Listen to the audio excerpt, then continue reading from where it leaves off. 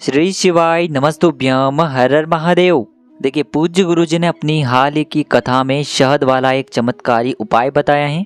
पूज्य गुरुजी ने कहा है कि जिन लोगों को भी बहुत अधिक मेहनत करने के बाद, बहुत अधिक प्रयास करने के बावजूद भी अपने कार्य में सफलता नहीं मिल पा रही है, चाहे वह अपनी सरकारी नौकरी के लिए मेहनत कर रहे हो, चाहे वह अपने मकान को बनाने के लिए मेहनत कर रहे हो, या फिर वह अपने व्यापार को बढ़ाने के लिए मेहनत कर रहे हो, या फिर वह धन प्राप्ति के लिए मेहनत कर रहे हो, किसी भी कार्य के लिए मेहनत कर रहे हो, या फिर उनकी ऐसी कोई भी मनोकामना है जो परिपूर्ण ही नहीं हो पा रही है, तो पूज्य गुरुजी ने कहा है कि आपको शहद की कुछ बूंदों से एक ऐसा अचूक उपाय करना है जिसे करने के बाद आपकी सारी मनोकामनाएं परिपूर्ण होगी और आपको भी धन, वैभव और लक्ष्मी की प्राप्ति होगी।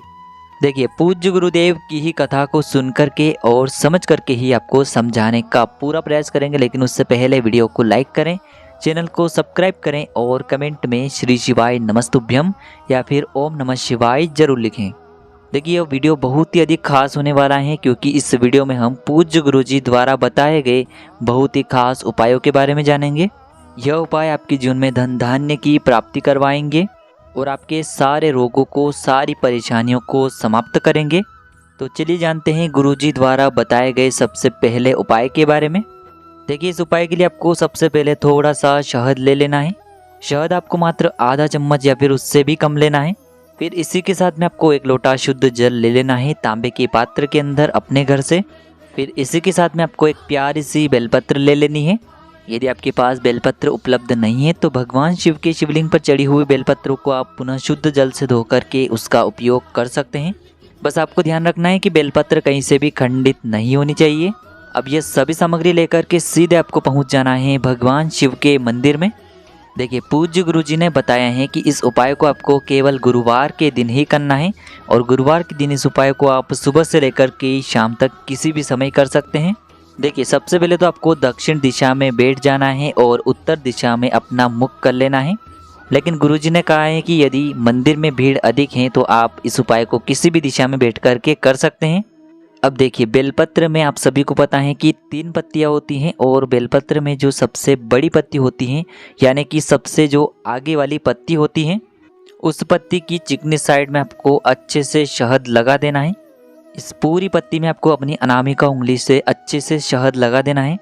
और देखिए दोस्तों, बीच की जो डंडी होती है जिससे तीनों पत्तियां जुड़ी हुई होती हैं, उस डंडी पर आपको अपनी तर्जनी उंगली से शहद लगा देना है। देखिए, यह उपाय आपको बहुत ही ध्यान से समझना है क्योंकि बिल्कुल ही नया उपाय है।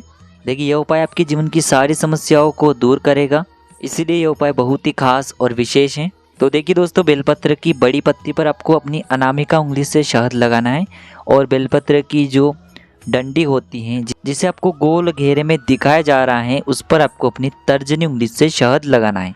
अब यह बेलपत्र आपको शिवलिंग पर अर्पित कर देना है और आपको बृहस्पतेश्वर महादेव का मन में स्मरण कर लेना है। बृहस्पतेश्वर महादेव का स्मरण करते हुए आपको उनसे प्रार्थना कर लेनी है कि हमारे जीवन में जो भी कार्य असफल हो रहे हैं उनमें हमें सफलता प्राप्त हो, हमारे जीवन में हमेशा ओज और तेज की वृद्धि हो, आलस्य की समाप्ति हो, जिन कार्यों में मन नहीं लगता है वह सभी कार्य परिपूर्ण हो, आपका उस कार्य में मन लगे, अच्छे से आप उस कार्य को करें जिससे कि वह जो कार्य है सफलता की ओर प्राप्त हो। ऐसी मनोकामना करते हुए बृहस्पतेश्वर महादेव का स्मरण करते हुए बेलपत्र आपको समर्पित कर देनी है। देखिए, बेलपत्र की चिकनी साइड शिवलिंग से स्पर्श होगी, इसकी डंडी आपको जलाधारी की ओर रखनी है। इस प्रकार से आपको बेलपत्री समर्पित कर देनी है और अंत में जो 1 लोटा शुद्ध जल है, इसे आपको धीरे धीरे भगवान शिव के शिवलिंग पर अर्पित करते जाना है और लगातार आपको श्री शिवाय नमस्तुभ्यम या फिर ओम नमः शिवाय इस मंत्र का जाप करते रहना है तथा साथ ही साथ आपको बृहस्पतेश्वर महादेव का स्मरण करते रहना है। फिर जैसे ही ये जल शिवलिंग से होकर के जलाधारी की ओर बह करके आएगा तो इसे आपको अपने सीधे हाथ में ले लेना है और इस जल का आपको अपने पूरे शरीर पर छिड़काव कर लेना है और फिर पुनः आपको अपने घर आ जाना है। पूज्य गुरुजी कहते हैं कि जो भी व्यक्ति गुरुवार के दिन इस विशेष उपाय को कर लेता है उसके सारे संकट बृहस्पतेश्वर महादेव की कृपा से बहुत ही शीघ्रता से समाप्त हो जाते हैं। अब दोस्तों, हम जान लेते हैं गुरुजी द्वारा बताए गए दूसरे खास और विशेष उपाय के बारे में। देखिए, इस उपाय के लिए सबसे पहले तो आपको एक तांबे के पात्र के अंदर शुद्ध जल लेना है इसी के साथ में आपको एक प्यारी सी बेलपत्र लेनी होगी। बेलपत्र जो है कहीं से भी खंडित नहीं होनी चाहिए। यदि आपको बेलपत्र प्राप्त नहीं हो पाती हैं तो आप भगवान शिव के शिवलिंग पर चढ़ी हुई बेलपत्र को पुनः शुद्ध जल से धो करके उसका उपयोग कर सकते हैं। और इसी के साथ में आपको एक खाली कटोरी, स्टील की या फिर किसी भी प्रकार का खाली पात्र ले लेना है। अब देखिए ये तीनों ही सामग्री लेकर के आपको पहुंच जाना है भगवान शिव के मंदिर में। देखिए इस उपाय को भी आप सुबह से लेकर के शाम तक किसी भी समय कर सकते हैं।